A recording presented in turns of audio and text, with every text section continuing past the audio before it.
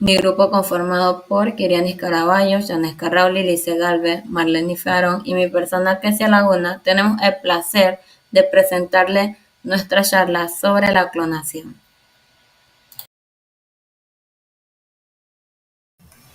¿Qué es la clonación? La clonación se usa para producir copias genéticamente idénticas de un ente biológico. El material genético contiene la misma composición genética que el original. A este se lo conoce como clon.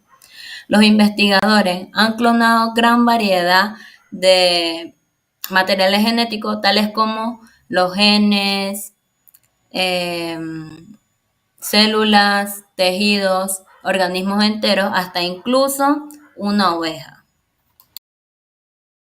Clonación natural. En la naturaleza, algunas plantas y organismos unicelulares tales como las bacterias producen descendientes genéticamente idénticos a través de un proceso llamado reproducción asexual. En la reproducción asexual, un individuo se genera de una sola copia del organismo que es progenitor. Los clones naturales también son conocidos como gemelos idénticos y ellos se presentan tanto en los seres humanos como en los mamíferos. En los gemelos idénticos se producen cuando un óvulo que está fecundado se divide, creando dos o más embriones que llevan un ADN casi idéntico. Los gemelos idénticos tienen una composición genética muy similar el uno del otro, pero su composición genética es muy diferente a la de sus padres. Existen tres tipos de clonaciones artificial: clonación génica, clonación reproductiva y clonación terapéutica. La clonación génica es la producción de copias idénticas de un segmento de ADN específico como un gen para su estudio o producción controlada. La clonación génica o clonación de genes, también denominada clonación molecular o de ADN, implica la replicación de material genético, aunque cualquier segmento de ADN o de otro tipo de material génico como el ARN, que puede ser clonado, la clonación de genes enteros que compete a la ingeniería genética. La clonación molecular es una técnica importante para las investigaciones que son de biomédicas. La clonación terapéutica. La clonación terapéutica implica la creación de un embrión clonado con el objetivo de producir células madre embrionarias que tengan el mismo ADN que la célula donante. La clonación terapéutica se diferencia de la clonación reproductiva en su propósito. Su objetivo es producir células madre embrionarias y tejidos, órganos que sean aptos para ser trasplantados sin sufrir rechazo, no producir nuevos seres humanos. Esto es posible gracias a que las células madres se utilizan en la clonación terapéutica para producir tejidos y órganos clonados que sean genéticamente idénticos a los que el paciente va a necesitar en el tratamiento. Estas células tienen una capacidad de convertirse en cualquier tipo de célula en el cuerpo, lo que las hace útiles para reemplazar o reparar células dañadas o perdidas debido a enfermedades o lesiones. Para esto no se requiere una implementación en el útero de una madre sustituta, ya que el desarrollo se puede llevar a cabo en un embrión in vitro. El proceso general de la clonación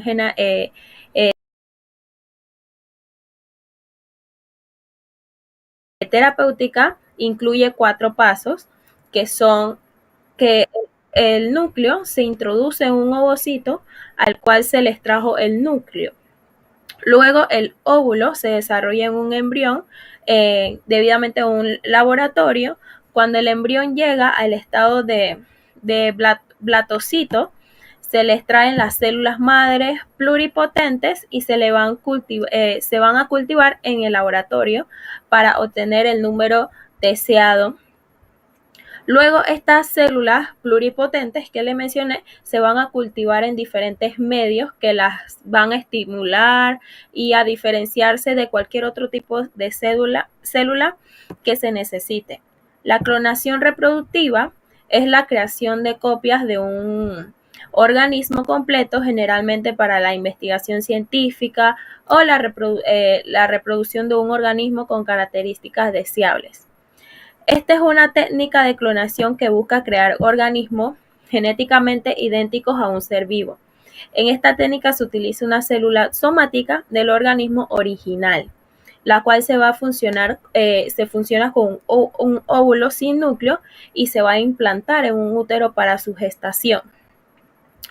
Le hablaré un poco de los pasos que incluye la clonación reproductiva.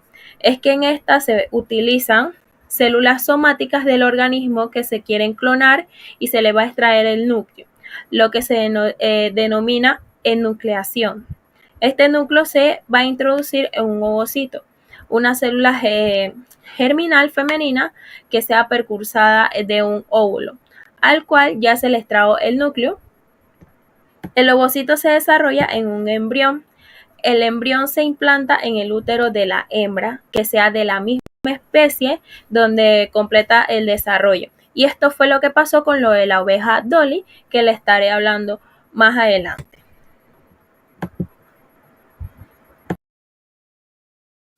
Línea de tiempo de la clonación.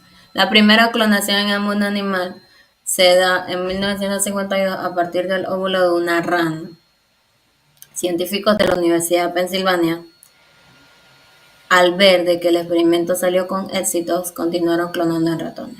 En 1991, en Taiwán, el Dr. Wu Minchen del Instituto de Investigación de Ganado clona 5 cerdos, la cual su especie estaba en extinción, por ende, este dio un 90% de similitud. A finales de febrero de 1997, en el famoso Instituto de Roslin, crean una nueva vía de clonación a partir de la célula de una oveja adulta llamada Dolly. Este proceso se da ya cuando la oveja tenía meses de nacida y cuando Wilmore creó un nuevo método patentado para la reproducción. Lo extraordinario en el descubrimiento de Wilmore ha sido haber logrado de que Dolly no naciera por una célula embrionaria, sino que por una célula altamente especializada. Dolly es reproducida por el núcleo de una célula, la cual Wilmore tomó del ubre de una vaca, el ubre de una oveja. El ubre de una oveja viene siendo la parte donde se encuentran las mamas. Antes de Wilmore, los científicos no creían posible clonar por medio de una célula altamente especializada, ya sea la célula del riñón, del hígado o de la piel, sino que ellos creían que sí era posible solamente clonar por una célula embrionaria, o sea, el espermatozoide y el óvulo. Por este motivo es que, o sea, por parte del descubrimiento de Wilmore es que se dice de que se puede clonar siempre y hasta incluso un organismo muerto o un cuerpo ya fallecido, siempre y cuando las células se encuentren en buen estado. ¿A qué le decimos buen estado? Que la célula se encuentre congelada. Así como se hizo con la oveja Dolly, que estuvo congelado en nitrógeno líquido, antes de que fuera introducido en el óvulo enucleizado. En 1998, en Escocia, en el Instituto de Roslin, clonan 2 ovejas llamadas Megan y Morn. Eran idénticamente genéticas, además eran transgénicas. En ese mismo año, en la Universidad de Massachusetts, el argentino José Sibeli clona terneritos, la cual eran transgénicos y provenían del mismo tejido embrionario. En el 2000, después de que Dolly naciera, en Estados Unidos se clona el primer mono, nace el primer mono clónico. A finales o a principios de diciembre del 2001, hay un alto porcentaje de embriones de mono, la cual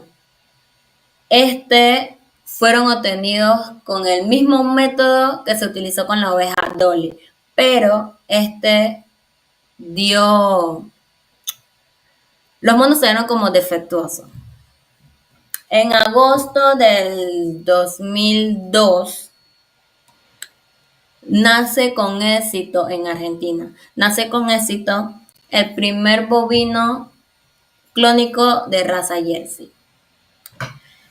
Y para terminar, en 2003, en Argentina, clonan 12 terneritas o terneritos, la cual querían de que se expresara su leche como proteína humana.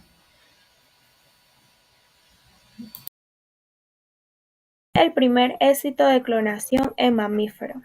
La oveja Dolly fue un fenómeno científico tan famoso como controvertido, tanto así que todavía sigue teniendo al mundo dividido entre la ética y la ciencia. En el 1996 hubo un grupo de científicos del Instituto Roslin que decidieron clonar un mamífero a partir de una cédula adulta. El nacimiento de Dolly fue presentado al mundo el 5 de julio de 1996. Este experimento es de gran importancia científica por sus aportaciones en el ámbito de la ingeniería genética que le estuve mencionando hace un rato, la ciencia que se centra en la modificación del ADN.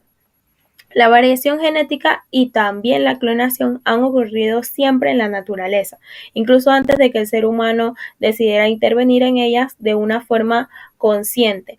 Algunos de los ejemplos de ello son la reproducción sexual, que produce variaciones genéticas, alteraciones y demás, que se clonan mediante su división de 2 células bacterianas exactas. A raíz de Dolly, la clonación dejó de ser un concepto puramente científico ficticio para muchas personas. A través del estudio especializado de la genética y el conocimiento en profundidad del ADN, los genetistas descubren que su modificación también puede producirse de una forma artificial a través de procesos como la transgénesis, las transferencias de genes de un organismo a otro.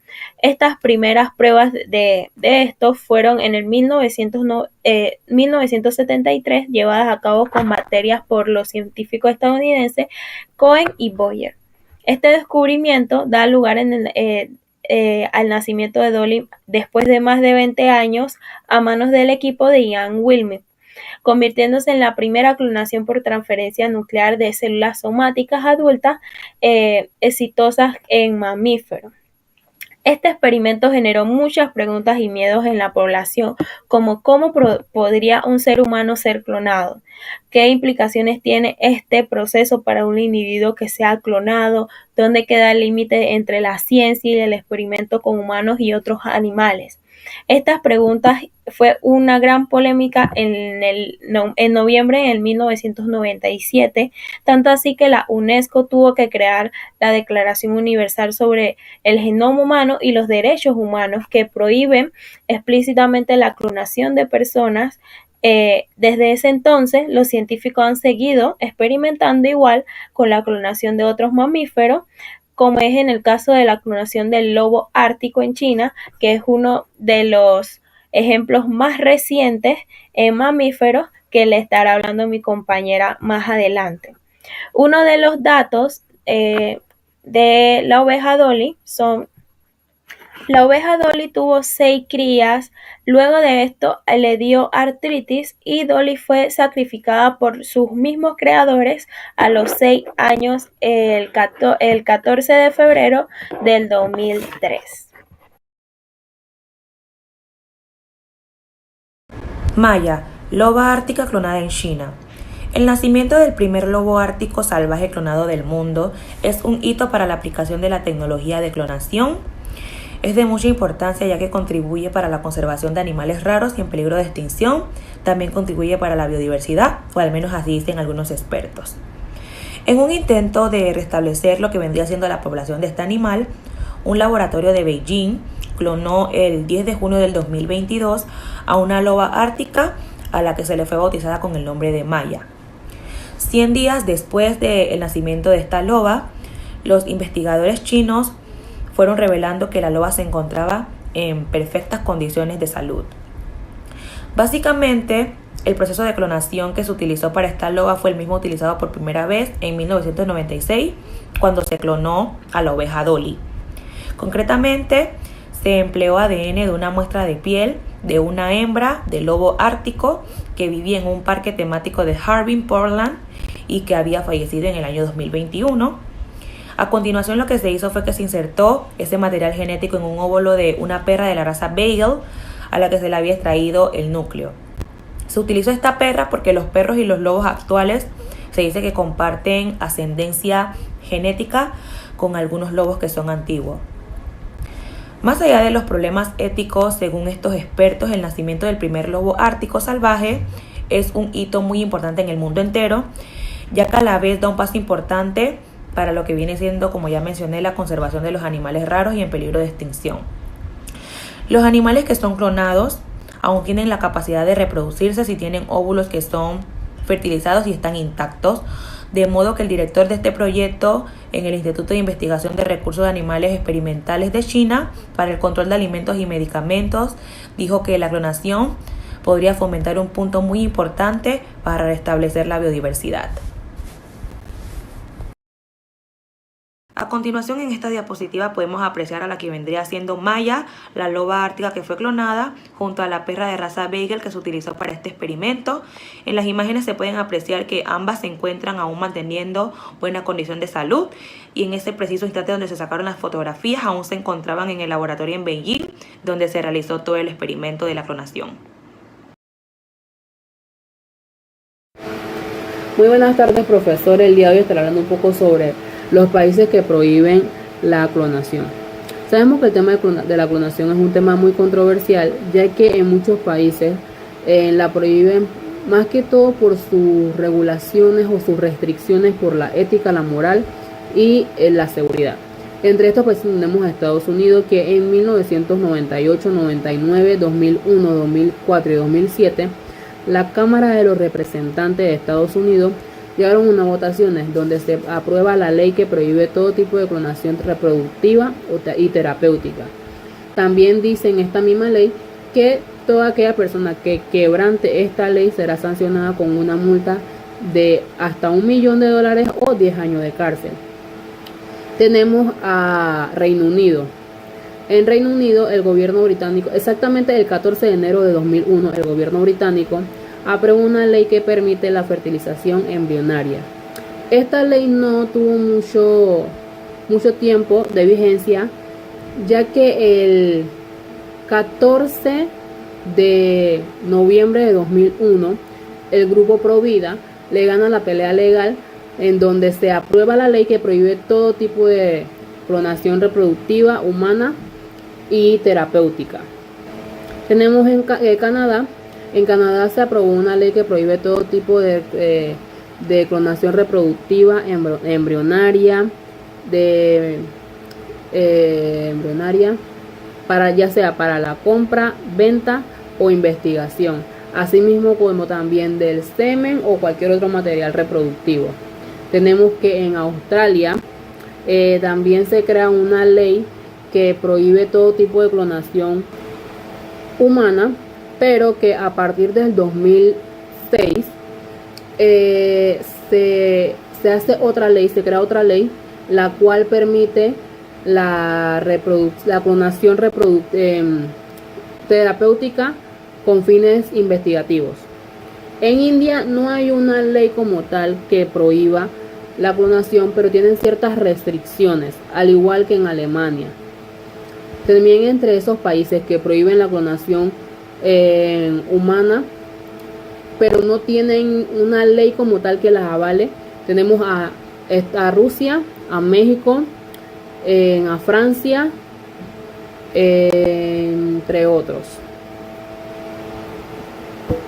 También tenemos la clonación en animales.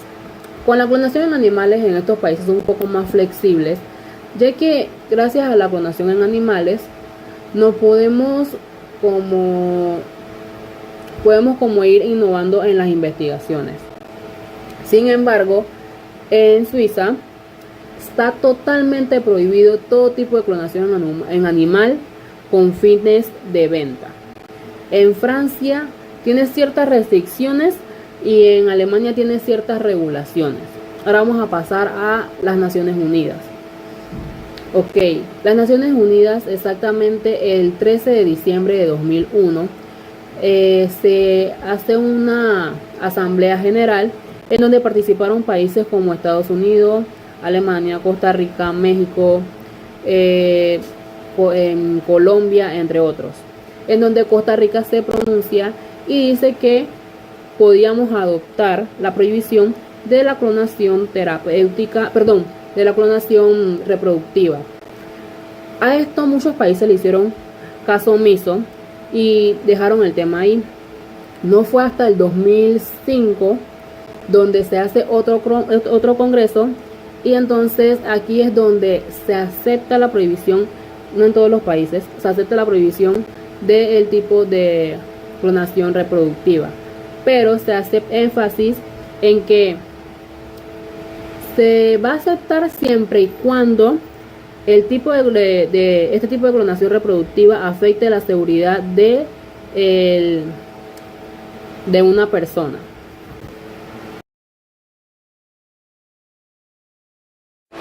El 15 de enero de 2001 en Panamá se crea la ley que prohíbe todo tipo de clonación reproductiva y otras disposiciones. En el artículo 1 de esta ley dice que está prohibido todo tipo de financiamiento, promoción o donación, ya sea de fondos públicos o privados para cualquier tipo, para cualquier tipo de investigación sobre las clonaciones.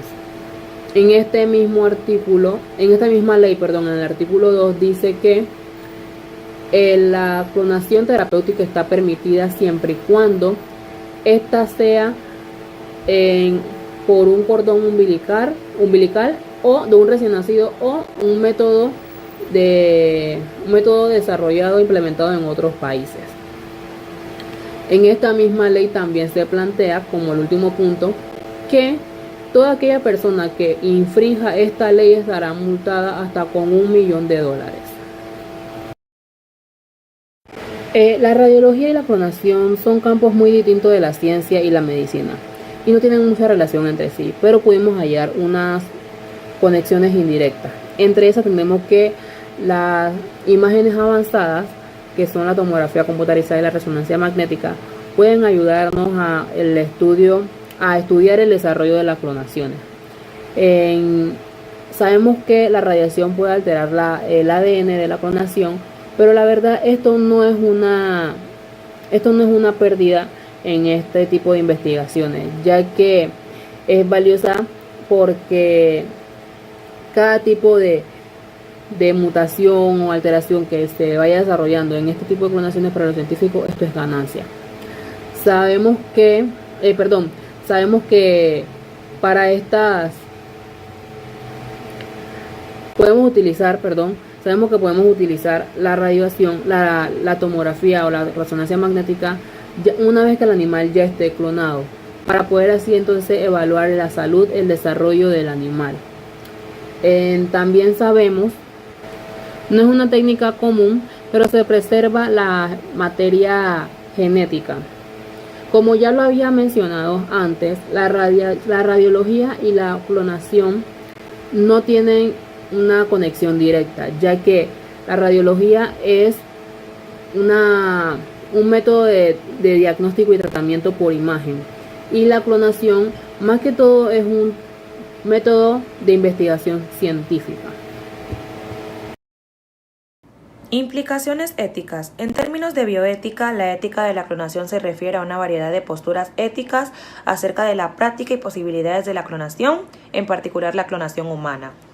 Mientras que muchos de estos puntos de vista son de origen religioso, las cuestiones planteadas por la clonación también se enfrentan a diversas perspectivas laicas.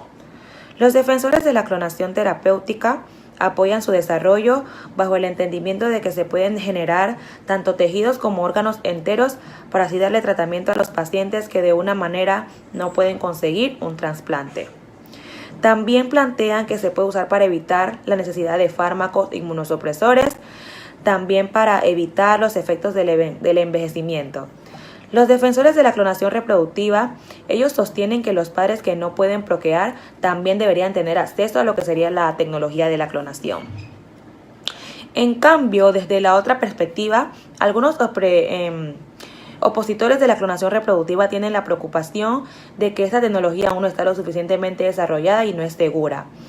Mientras que para otras personas también hacen hincapié en que la clonación reproductiva podría ser propensa a abusos que luego conducirían a la generación de seres humanos para cosechar sus órganos y sus tejidos. Aunado a esto, también ellos tienen preocupaciones acerca sobre que las personas que son clonadas podrían integrarse de una manera extraña tanto a las familias y a la sociedad en general. Hay otro punto de vista que es el intento de que se utilice la clonación humana para pretender recuperar a algunas personas que ya están fallecidas o algún ser querido. No obstante, se obtendría una persona distinta, aunque físicamente sea idéntica al fallecido, como un hermano gemelo nacido más tarde.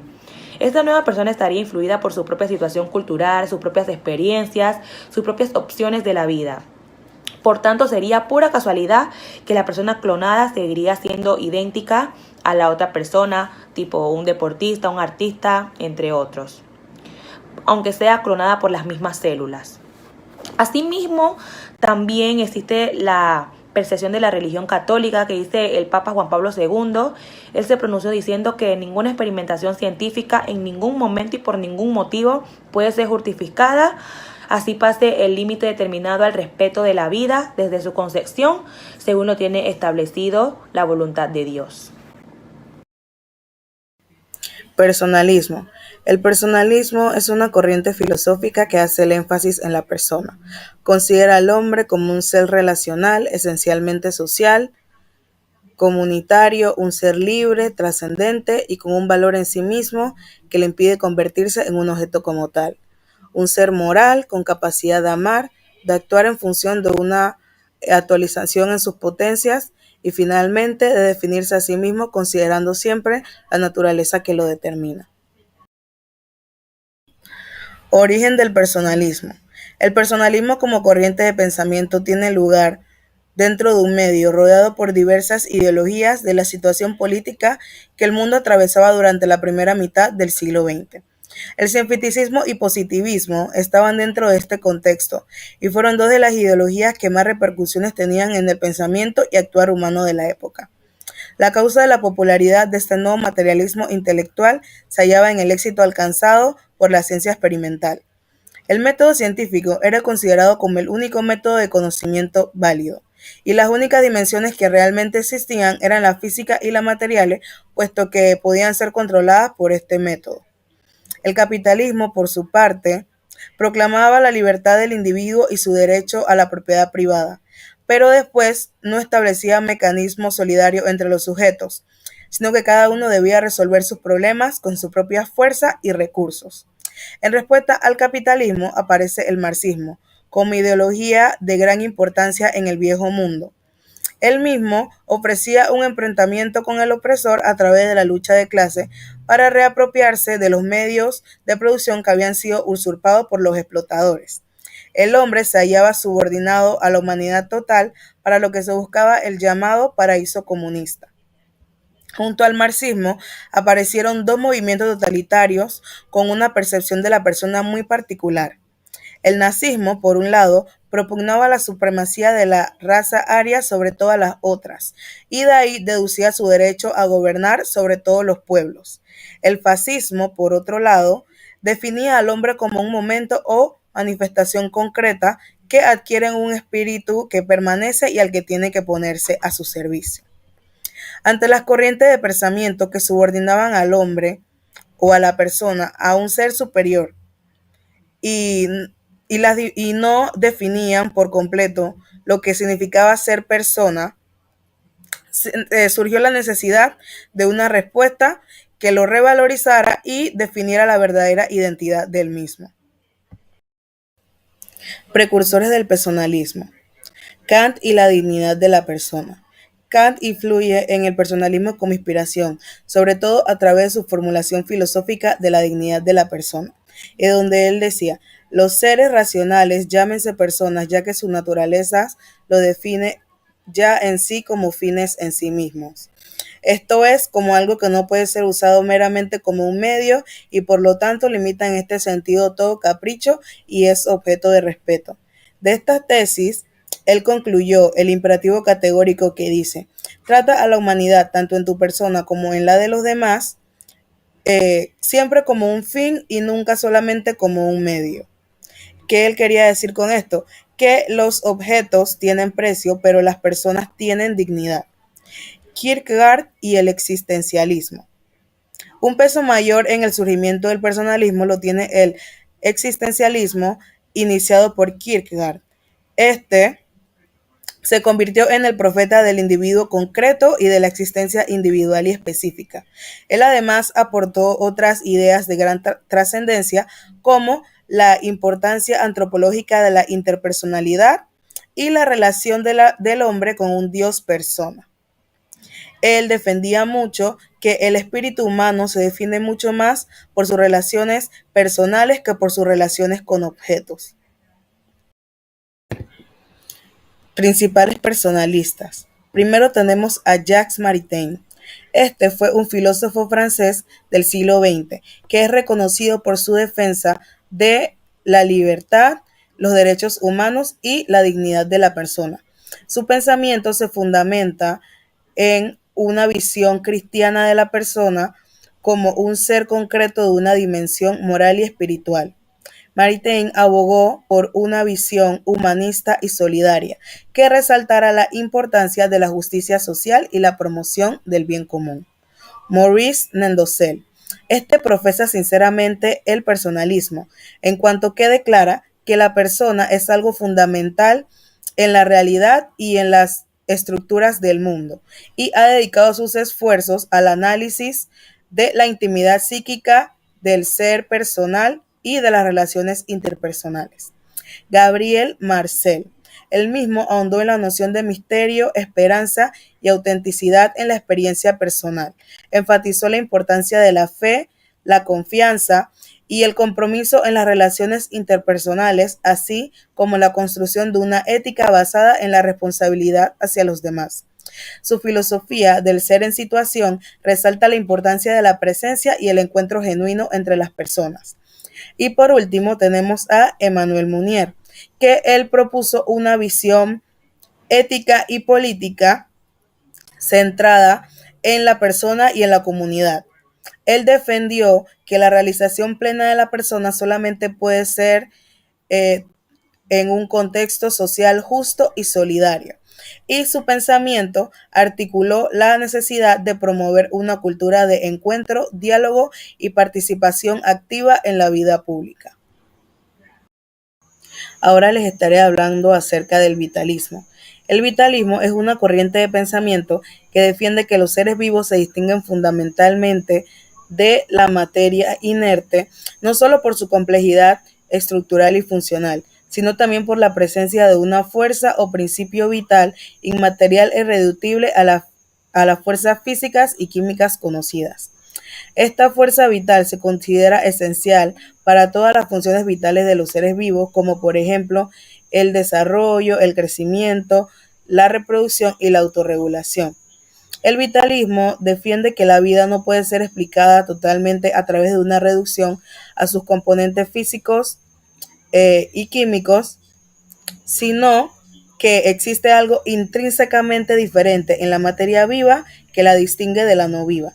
El vitalismo rechaza la idea de que los seres vivos son máquinas complejas y dice en cambio que los aspectos vitales de la vida surgen de esta fuerza vital que va más allá de las capacidades de la física y la química.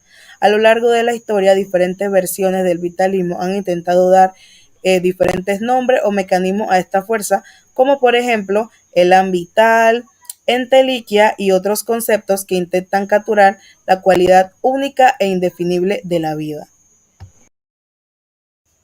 Origen del vitalismo. El vitalismo como corriente de pensamiento tiene raíces que se remontan a la antigüedad. aunque su consolidación como una teoría se dio principalmente durante los siglos XVII y XVIII. Su origen se divide en varias etapas. Primero tenemos la antigüedad y filosofía clásica. En sus inicios, el vitalismo se basó en la filosofía griega, con figuras como Aristóteles que ya tenían ideas que podrían considerarse como precursoras del vitalismo, hablando de un principio vital o alma a la que él llamaba psique, que le daba vida a los seres vivos y lo distinguía de la materia inerte. Después tenemos el Renacimiento y la temprana modernidad. La llegada del Renacimiento y de la modernidad, la visión del mundo y de la vida comenzó a cambiar. A pesar de que el mecanicismo ganaba terreno con figuras como Descartes, argumentando que los animales funcionaban como máquinas, salieron muchas voces que decían que esta explicación era insuficiente para abarcar todos los misterios de la vida. Luego tenemos el siglo XVII, que fue donde se consolidó el vitalismo. El siglo XVII marcó un punto de inflexión, con el vitalismo adquiriendo una forma más definida en contraposición al mecanicismo. Médicos y filósofos como por ejemplo George Ernst Stahl propusieron que las funciones vitales no podían ser explicadas solo por interacciones físicas y químicas, postulando que había una fuerza vital que era la que dirigía los principios vitales. Por último, tenemos el siglo XVIII, que es el vitalismo en la biología. En el siglo XVIII, el vitalismo se consolidó aún más, especialmente en el campo de la biología, con la escuela de Montpellier liderando el movimiento. Filósofos como Paul-Joseph Barthes argumentaron en contra de la reducción de los organismos a meros mecanismos, insistiendo en la necesidad de una fuerza vital que explicara la organización y la función de la vida más allá de la materia inerte. A pesar de su popularidad, a finales del siglo XVIII y durante el siglo XIX, el vitalismo fue perdiendo su importancia o popularidad, ya que con la llegada de los descubrimientos químicos y biológicos se pudieron probar muchos de los procedimientos vitales del ser humano que se le atribuían a esta fuerza vital que supuestamente era la que dirigía los procesos vitales. Manifestaciones del vitalismo. Este se divide en dos manifestaciones que son el vitalismo científico y el vitalismo filosófico. El vitalismo científico se desarrolló en el siglo XIX, postulando la existencia de una fuerza vital o principio vital que animaba a los seres vivos y les confería sus capacidades únicas o sus características únicas. Esta corriente influyó en disciplinas como por ejemplo la biología, donde se buscaba explicar fenómenos como el crecimiento, la reproducción y la adaptación del ser humano. Sin embargo, con el avance de la biología y la bioquímica, el vitalismo científico fue perdiendo su relevancia, ya que muchas de las funciones vitales se pudieron explicar mediante procesos puramente físicos y químicos. Por otro lado, tenemos lo que es el vitalismo filosófico, que es una corriente que se originó en la filosofía y la metafísica, y él planteaba que la vida posee un carácter espiritual, moral o trascendental que va más allá de lo meramente material. Desde esta perspectiva, se enfatiza la importancia de la vida como una fuente de significado, valor y propósito, y se cuestiona la posibilidad de reducir la vida a meras leyes físicas o químicas. El vitalismo filosófico ha sido abordado por pensadores como por ejemplo Henry Bergson, que fue el que defendió la idea de un impulso vital creativo que subyace a la evolución y el desarrollo de la vida.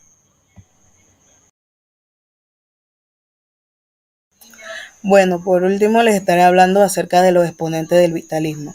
Primero tendremos a George Ernst Stahl, que fue un médico y químico alemán considerado uno de los padres de esta corriente de pensamiento. Él propuso que el alma era responsable de todas las funciones vitales de los seres vivos, incluidas las reacciones químicas en el cuerpo. Él creó una teoría llamada la teoría animista, y con la misma él buscaba explicar la autonomía de los seres vivos y su capacidad para adaptarse y poder autopreservarse. Luego tenemos a Paul Joseph Barthes, que fue un médico y filósofo francés que fue uno de los principales representantes de la escuela de Montpellier. Este desarrolló el concepto de principio vital, que es una fuerza inmaterial e indestructible que anima a los seres vivos y que es fundamental para la salud y la enfermedad. Para él, este principio era distinto del alma y constituía la esencia de la vida. Después tenemos a Hans Driesch, que este fue un biólogo y filósofo alemán cuyo trabajo en la embriología le llevó a adoptar una postura vitalista. Argumentó en contra del reduccionismo mecánico en la biología, introduciendo el concepto de enteliquia, que es una fuerza organizadora inmaterial responsable de la diferenciación celular y del desarrollo embriológico. Su experimentación con embriones de erizo de mar demostró que las células individuales tenían el potencial para desarrollarse en organismos completos, lo que veía como evidencia de la acción de la enteliquia. Y por último tenemos a Henri Bergson, que él fue un filósofo francés que no fue un vitalista en el sentido estricto, pero sus ideas sobre el elan vital influyeron profundamente en el pensamiento vitalista.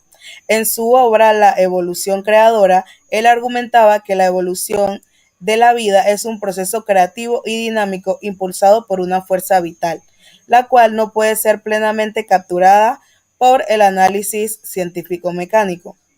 Su filosofía enfatizaba la libertad, la creatividad y la imprevisibilidad de la vida. Muchas gracias por su atención.